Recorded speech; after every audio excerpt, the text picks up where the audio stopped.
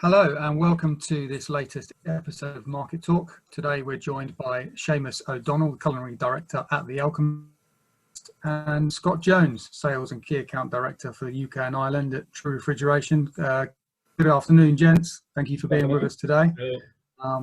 Great to see you. Hi there. Seamus, we'll kick off with yourself. Be great for you to get an overview of really where you are at the moment. Obviously, the restaurants closed back in March, but then we've reopened again. Have you got all the sites back open now?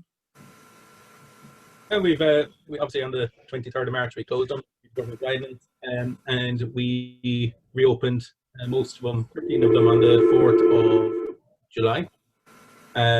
All our restaurants are opened now, and we're starting into opening up our new sites. So we've got 8 sites open, and Cheltenham is our new site, which opened on the 28th of August. So our expansion plans haven't gone on hold just because of COVID. We just opened up again and landed with our first running and keep on expanding. So. Fantastic. How did you spend the lockdown period? Oh, do you know what? I loved it. I had great 20 years going hell for leather.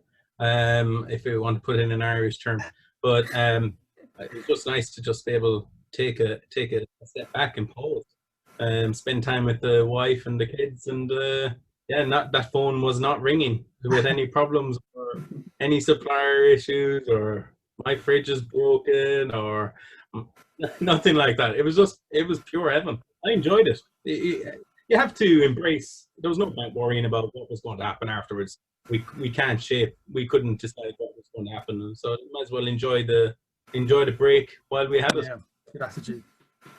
Scott, coming to you, how did? It was awesome, and a pint of Guinness. Perfect.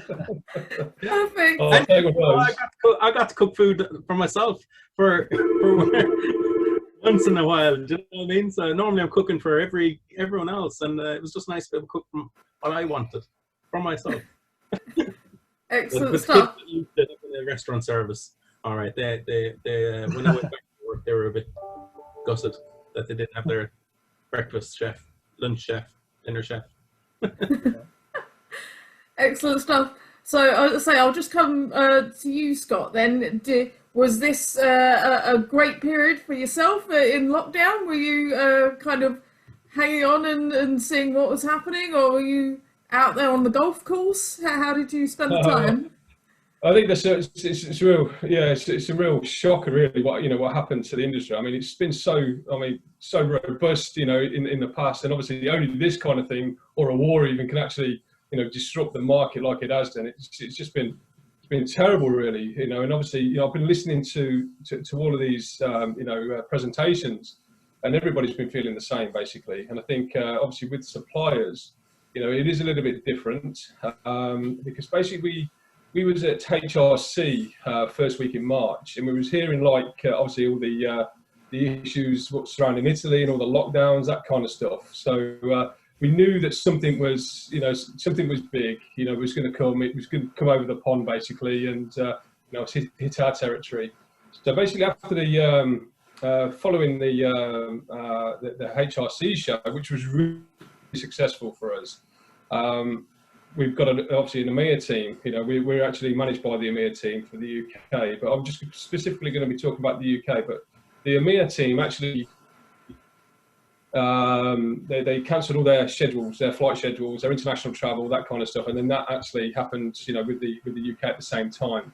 So things were starting to happen. We was going to go outside of the normal. We commenced on the 16th of March. Then basically all our office staff started working from home. So no difference then. We was basically carrying on with business as normal, but in a different capacity. And like I say, everybody at home, everybody can work from home anyway. But then obviously the week after, the hospitality industry was basically shut down by Boris. We've seen obviously a negative effect, as of the second week of March, basically. So we started the year unbelievably well. So a great January, February, a great mid-March, and then basically it fell off a cliff. And April was our worst month by far. But what I have seen from that is that we're actually climbing out of that now, which is great. But how we managed to get through the whole situation. So as soon as the hospitality industry was shut, then obviously we started to put people on furlough from the warehousing, from customer service. So really we're working on a skeleton staff just to keep obviously the business moving. Obviously our commitments needed to be made. So units were still going out the door, bizarrely enough.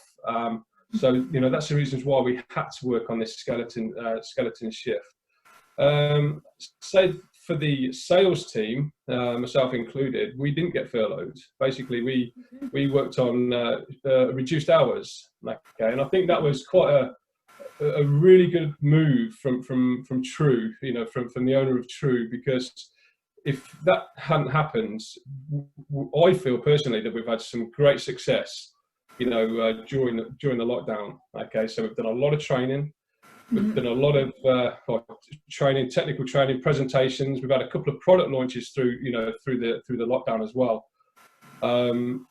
So we were still active. Yeah, reduced hours, but we were still active. And I think probably a bone of contention through a lot of these webinars was about getting your debt book down, and obviously chasing your debt. I mean, that was a really, really big thing for us, because you've got the sales guys out there, they've got the relationships with the people, they can obviously work on payment plans, because it was been difficult for everybody. Yeah. So to get everything in place, bring that debt book down. Yeah, I mean, I've got to say, an awful lot, pretty much 95% of the dealers either come up with a payment plan or paid us in full of what they owed, which is fantastic. So following this move, all our other orders went on cash in advance, because we just didn't know what the picture was going to be beyond, obviously, April, May sort of time. So everything went on cash in advance. However, the companies now we've coming out of this, worked with us, and vice versa. We've got a lot of respect for them. They got a lot of respect for us, and basically, all the credit has been reinstated. Okay, because it's now business. People need obviously that credit facility, and we need to move forward. So the people that work with us, we're working with them now. Okay, so really, we basically played on a level playing field through the lockdown, and now we're coming into the other side of it. And everybody's happy taking that credit facility, because projects are still actually happening. We're seeing some good orders coming through. By no stretch of the imagination, it's been like it was in 2019. Definitely not. But business is still moving. Okay, so that's really where we are at the moment. Yeah. So I mean, kind of how far back towards the previous normal would you say that True is at the moment then? Oh, yeah, a good question. A good question. Now, we had obviously an unbelievable year last year, which we had some some great accounts, some really good national accounts, and so yeah, we are I would say we're probably now, in fact, we're probably doing about 60% of what we were doing this time last year. Okay, so it's. I mean, in sales terms, that is devastating. But obviously, we was a lot lower than that, through April and May. But now, we are coming back. We've seen a lot of business. Obviously, potential. Our order book is looking good. That is, that's a good pointer. But what we also did, through the lockdown is, with myself and my colleague Andrew Gillespie, we've been working with consultants throughout. Trying to get, obviously True specified, because we've got a great story of what we're providing to the industry now. Obviously, the most energy efficient equipment, on the market to date. So for these multi-site users, it's really important. Yeah, the capital cost is important, but also obviously the operational costs as well. So it was really important for us to get that message across to the consultants, but also to the end users as well. So we've had some really good direct contact with end users, putting our case forward to these, so really now, we're seeing, our equipment, True Refrigeration specified on projects. I mean, really nice high-end, restaurants, hotel projects. So yeah, we're we're happy the way it's going. Yes, we need to do more. Obviously, we're a sales team. We'll always, have to do more. But yeah, it's, I can see the industry. Coming back to not the norm, but it won't be far off. I guess 2021, May, June time next year would be, some kind of figures of last year. Yeah, sure. Okay. Seamus, just coming back to you. Can you give us some insight to some of the operational challenges that you've faced in the kitchens since reopening them? Well, I'd consider, I suppose, I'm very lucky. My kitchens were designed, I suppose, with COVID in mind. We work side by side and we work back to back.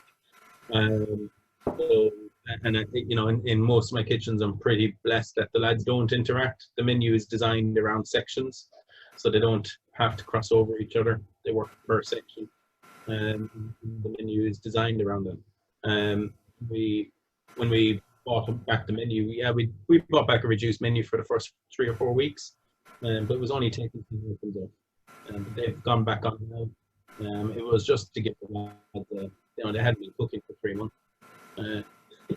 To let them get back in love with their kitchens in the same way that they left them. It was just a breathing space and get back. But we had very high standards within the Alchemist. So in theory, all we were doing was adding, I suppose, intensifying those procedures that we already had in place and making sure that they are retrained in. So actually, we opened for the Alchemist. The kitchen was very smooth sailing. I'm very proud of it. Normally when we do a new opening, every ops chef goes there and every ops manager and the whole lot, and we spend time with the kitchen and the front of house. But we had to do 13 openings in one night. We weren't able to do that. But all my chefs and all our staff stayed with us, we had to trust. There was lucky in the Alchemist, which Andrew knows probably, trust, honesty, and reliability. But you've got to trust them. Yeah, you have to trust the staff to do the job that they are being put in place to do. And one of the things is we're very proud of our staff. They are a great bunch who go above and beyond, and that feeds onto the customers as well. So. Sure, yeah. I think one of the topics over the last couple of months, particularly as many restaurant operators have had to diversify their business, expand into areas like takeaway and delivery, is kind of whether when they return to some kind of normality, their kitchens are ready to cope with slightly different business models to the ones they had before. Is that something that you've had to deal with at the Alchemist at all? We chose not to do the takeaway during lockdown. It was a great opportunity really for the staff to recharge their batteries like myself. There was no, everyone was enjoying the break. Of course, they were loving life. And so, why damage that? But when we came back, we were always teamed up with delivery anyway. Our delivery sales are quite strong now. We are doing cocktails at home as well, which is starting to go really well. Always looking at the line of where we do at home as well, but that's further down the line. But at the moment, it was the main project, the restaurant, and that service to the customers. Everything is built on top of that. Without the foundation of the restaurants operating, we didn't see much point in putting more time and effort into the delivery side, because that will feed off the restaurants if they're open and they're operating in a correct manner. Yeah, Seamus, just picking up on something that Scott said before about energy efficiency of equipment. Is that something that's a priority for the Alchemist at all, or has that changed in priority throughout following the lockdown? Absolutely not. We've got greenkeepers. in the Alchemist. So what affectors are their gas? They go around and try and turn off your freezers and fridges at night time, trying to save electricity. We had to stop that at the start, but they're very good. The one thing that it's a big thing for the Alchemist, we're all about our sustainability. You know, it seems like years ago, but it was probably only a few years back when we got rid of plastic straws. You know, save the planet. We move on to energy saving equipment, synergy grills, you know, addendums, making sure that we're true fridges. I've even got some true fridges in my but you know, it's making sure that we update the fridges. You know, we don't have fridges that are 20 years old. You know, we have I suppose a lifespan on equipment, and then we go from there. It's very, very important that we have if you have the right equipment in the kitchen, you'll have no staff issues. If you've got no staff issues, you've got staff to cook for the customers. If you've got good food going out to the customers, you know, you've got a whole business model there that works. The problem is, if you don't give the staff the tools to do the job that they've got in hand, customer suffers, you come back, you don't have a business. So it is a bit of a circle, but that's what the Alchemist logo is. It's a circle with a triangle. You've got to have that honesty, trust, and reliability, regardless of whether it's equipment, staff, or suppliers. But yeah, no, greenkeepers, they're still in active duty. They returned bigger and better and stronger than ever, if anything. So they've come back with massive ideas. So. Excellent stuff. So just coming back to you then, Scott, do you think then that True will be able to offer operators anything different in these straitened times? Because obviously they're not being able to work to their normal capacity. So I'm assuming that everything is about kind of keeping costs down. So what do you think True can bring to that kind of party?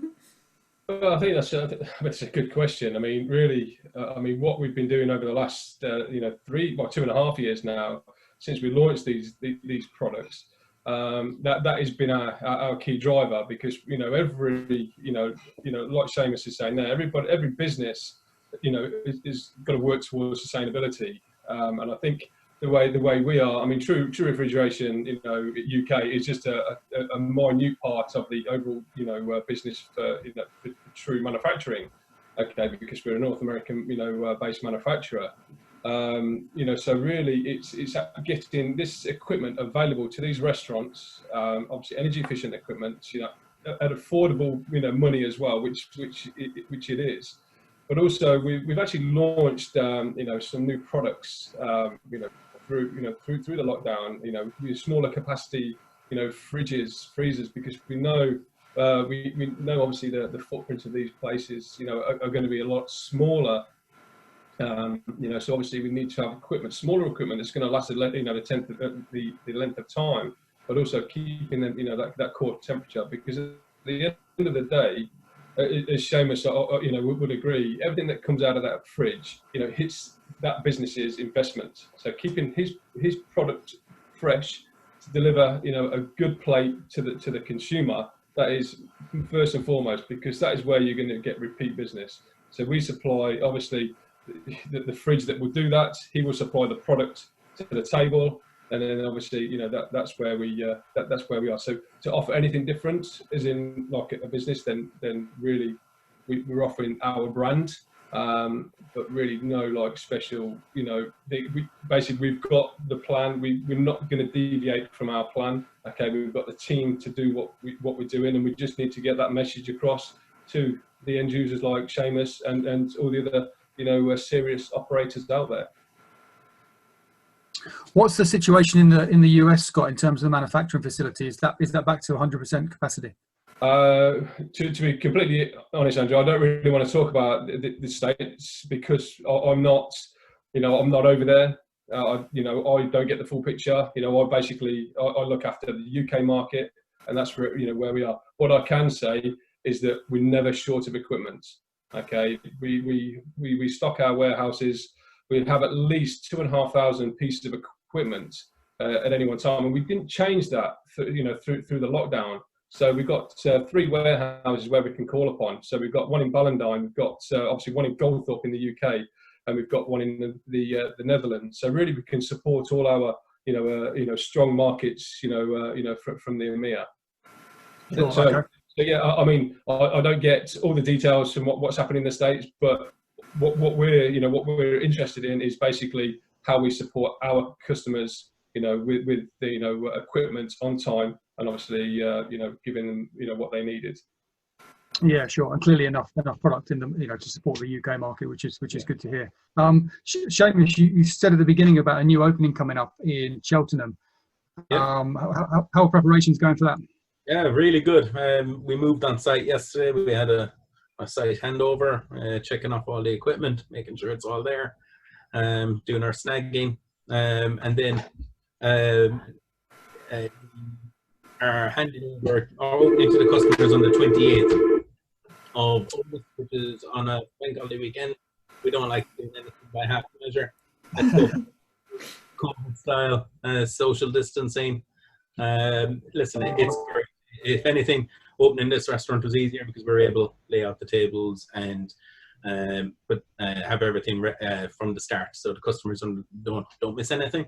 So they haven't said, oh, it's less tables in here than the last time I was here, So, but no, it's really exciting. We've hired a great team in Cheltenham. I think it brings a positive story to the industry, of where sometimes it's all about job losses here, there, everywhere. But it's nice to be a part of a team, the Alchemist, who can bring jobs to the area. So. Good stuff. Has the Alchemist taken part in the Eat Out to Help Out scheme? Is that something that's helped to boost sales at all? We've got a campaign called Dishy Rishy, Dish on Rich. I hope he sees it. He might be happy with his little campaign. Listen, it's a great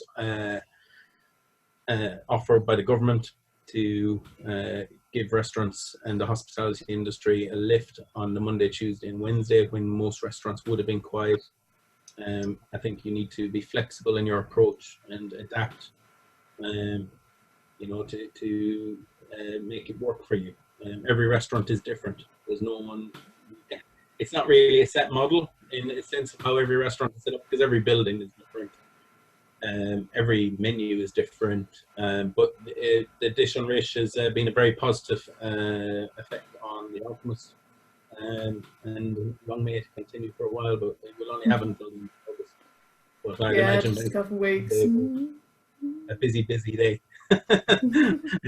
everyone trying to grab the last offer. So, but what I hope is that in September, that these customers who have been staying at home March, April, May, June, maybe some of them in July, that they actually do continue to come out in September, because if they don't support the restaurants and the hospitality industry throughout September, it could be it's like a roller coaster. We could all climbing a hill and we don't know where the next drop is. But I think just on that, Seamus, I'm of the same opinion as well.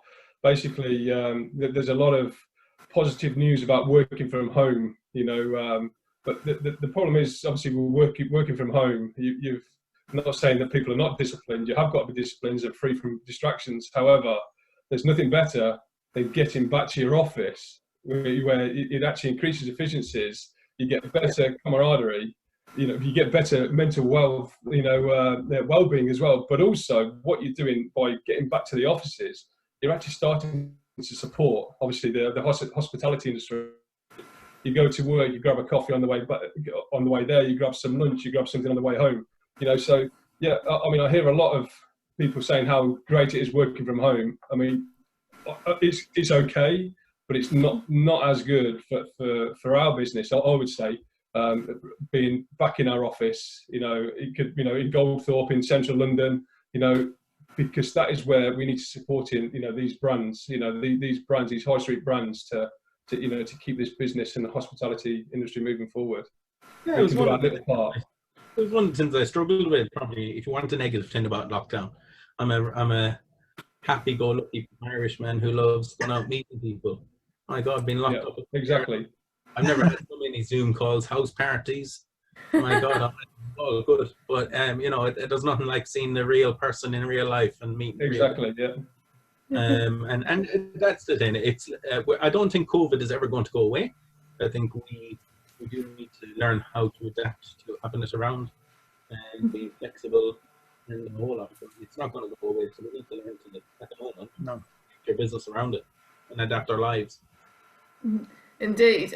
Scott, you mentioned some people are coming back to the True office now. So have you had to put in a lot of extra measures to make sure it's COVID safe? Yeah, exactly. So we'll only do things if it is safe. So our German office, everybody's working there, 100% in the same facility. But the office is so large that they can actually do the social distancing. And now I think today is actually our first day back that we're going into the London office. So yeah, it will be 2 meter distancing. We've got to have that. We don't want people using masks when they're at their desks. So yeah, 2 meter distancing. Get the people back. We probably have to work on a rota scheme.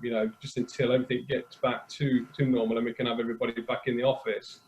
So that's what we'll be doing for the customer service. So I mean, we're well rehearsed in working from home. Everybody's got access to laptops and all the programs that need to to be working with. So it doesn't matter if we can have so many people in the office one day. They just do a rota through that week. But I think the sooner that businesses can actually get back working. Start filling these high streets back up again, then really there's going to be some more enthusiasm for other people to get out. Because I think there's a lot of people still insecure to go out to a restaurant. I mean, we went on holiday just a week or so ago down the south coast. Fantastic holiday, but we went every single day to a restaurant and for lunch and for dinner. And they're doing absolutely fantastic. They're doing fantastic jobs. They're doing the best social distancing. So really, yeah. I mean, we just need to get back, to this kind of normality. If anything, restaurants or the hospitality industry are they're the most probably sterile places ever, because in the Alchemist we've got cleaning champions who go around every half an hour cleaning throughout the restaurants. And you don't have that anywhere else. I don't see them in hospitals sometimes going around in every door or handle. Every half an hour. So I think it's about making sure we give confidence to the customer. That's right. I think obviously the scheme, the Eat Out to Help Out scheme, is certainly going to help with that, and let's hope that continues into September as well. I think, guys, we're just coming up for time now, so wishing you all the best for moving forward. Scott, for getting back to the office and getting out again and doing what other people do, and obviously Seamus with getting the restaurants back up and running, and good luck with the new site in Cheltenham as well. Thank you very much. Thank you both, and we'll be back again soon for another episode of Market Talk. Thank you. Thank you very much.